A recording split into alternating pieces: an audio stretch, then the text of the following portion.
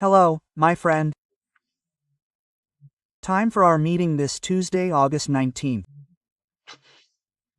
In 1849, one of the most notable Brazilians, Joaquim Nabuco, was born in Pernambuco.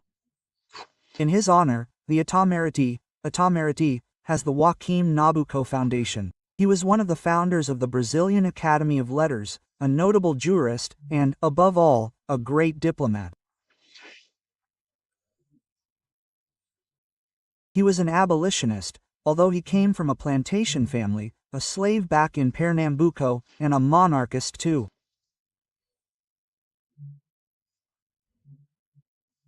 He died in Washington at the age of 60, and in 1961, I remember, President Gio Quadros decorated Che Guevara. After the meeting in Punta del Este, he passed through Brasilia on his way back to Cuba and was decorated with the Grand Cross of the Order of the Southern Cross. It's Brazil's highest honor. Well, it wasn't exactly for him, but for Cuba, for the Cuban government. There was a serious military problem. A battalion of the Presidential Guard, which initially refused to form and pay military honors to Che Guevara in front of the Planalto Palace. But after much discussion, it happened.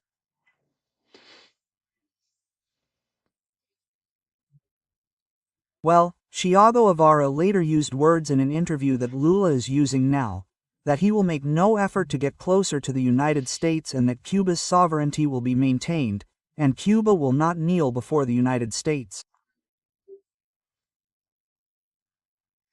In this case, the United States, at that time it was Kennedy. Well, Jenny Quadros told me later, years later, at his house, that one of the reasons for his resignation, the resignation was on August 25th, that was August 19th, right?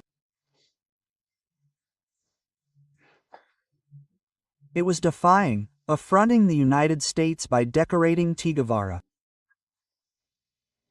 Oh, and more than that, turning his back on Congress.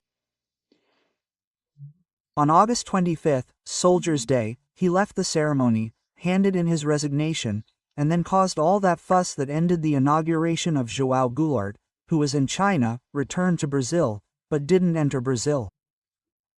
He stayed in Montevideo and was convinced by Tancredo Neves, at Ernesto Gas' request, to accept parliamentary government. It was Tancredo Neves who told me this. I have to let you know because all this stuff gets out on social media, right? And in the mainstream media too, right? Hey, I block people who say there's a swarm of drones attacking Venezuela and that Maduro is falling. That's the block, right? And now, other inventions, my God. Well, remember to subscribe and leave a like or dislike at the end. So, let's get to today's topics.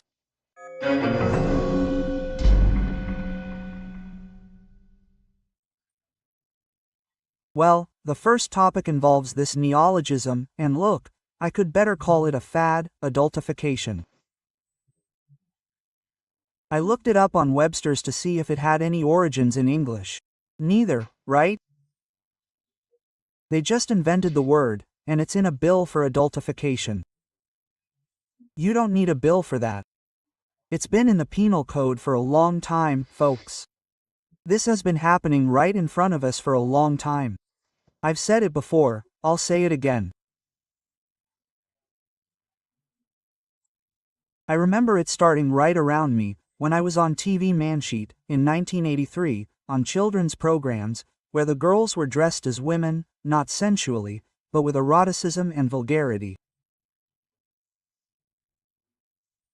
Oh, girls are always cute and all, my God, right? I told you my wife was surprised back in Bilbao when she saw, oh, these little girls here in the square, interesting. Oh, they're dressed as little girls, that's why. They're not dressed like they are in Brazil, right? As sensual women. This has been going on for a long time, this disgusting thing, right? The desire to quickly mature children who lose their childhood, then reach 40 years of age, realize they didn't have a childhood, and then become infantilized, wanting to do childish things, right? Well, I had to talk about this to vent after seeing these ridiculous things. Adultification. I wish someone would define the term before it enters the Brazilian dictionary. Well, folks, Dino, and there were people interpreting it, Dino backtracked. No, Dino is in the same place and he's in the right place. He's not saying anything beyond the obvious. Foreign laws are not valid in Brazil, never have been valid, nor will they be valid, they are not valid. Brazilian laws are made to defend the rights of Brazilians, right? International treaties and agreements, right? To be valid in Brazil, they have to pass the Senate and, if necessary, be verified by the Supreme Court to see if they are constitutional, if they find a basis in the Brazilian Constitution. That's obvious. I don't know why you're surprised by this. He's stating the obvious. American law applies to Americans, Brazilian law applies to Brazilians. Let's give an example, shall we? Banco do Brasil pays the paycheck of a minister affected by the Magnitsky Act. It continues to maintain the minister's account. The American government can't do anything here in Brazil. But there, it does. Banco do Brasil has a branch in the United States, yes. It has shares on the New York Stock Exchange, yes, right? It has contracts with the Americans, it receives digital satellite services to operate as the bank. Yes. So this is under their sovereignty and not ours, right? Because of this, Banco do Brasil shares fell 6% today.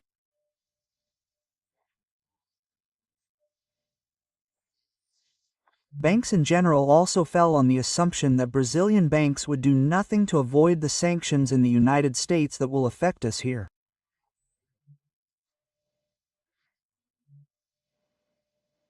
That's the point. The way Minister Dino acted, he didn't give Brazilian banks a way out. I even interpreted, wow, his origins, his nature, as communist. Not communist, he doesn't like capitalist bankers. Maybe he wants to shut down Brazilian banks, right? Because the banks are stuck. If they don't block Minister Moraes, they'll be punished in the United States. If they block him, if they don't block him, and if they block him here, Minister Dino promises sanctions here. What are we going to do, right? There's a force behind this magnetic law they call global, right? Yeah, because people depend on the United States. Okay, your branch here won't operate anymore, your shares here won't circulate anymore. Yeah, the satellite signal for you to make bank transfers won't come from here. That's the issue, right? The Falandino, right? Yeah, I was seeing Brazilian environmentalists in the newspaper here. The United States can punish Brazil if it doesn't follow, if it doesn't respect the environment.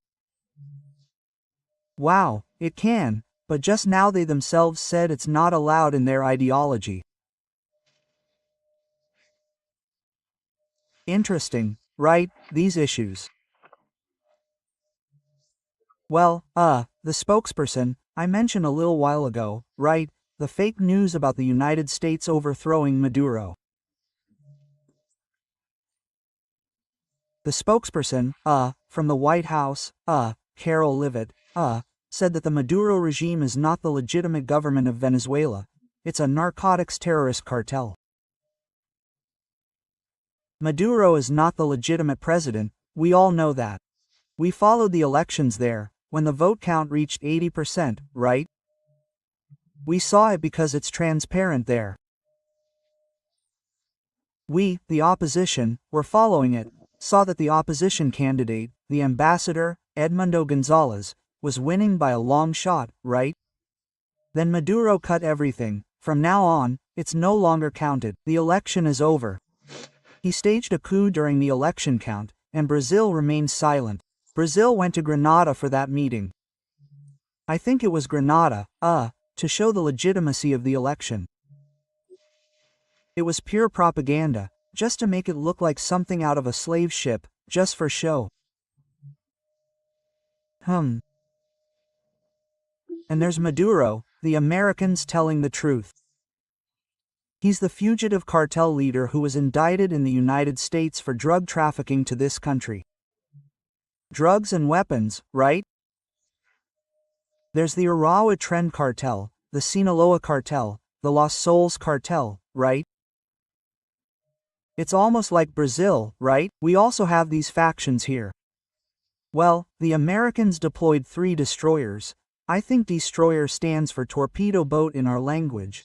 3 destroyers with missiles, guided missiles, with helicopters, right?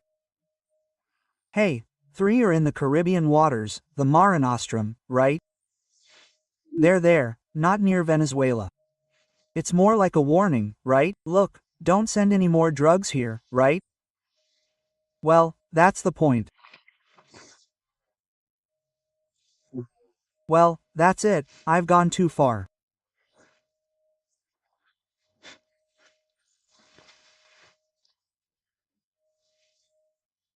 We'll talk more later in the next conversation, which will be broadcast to 210 radio stations.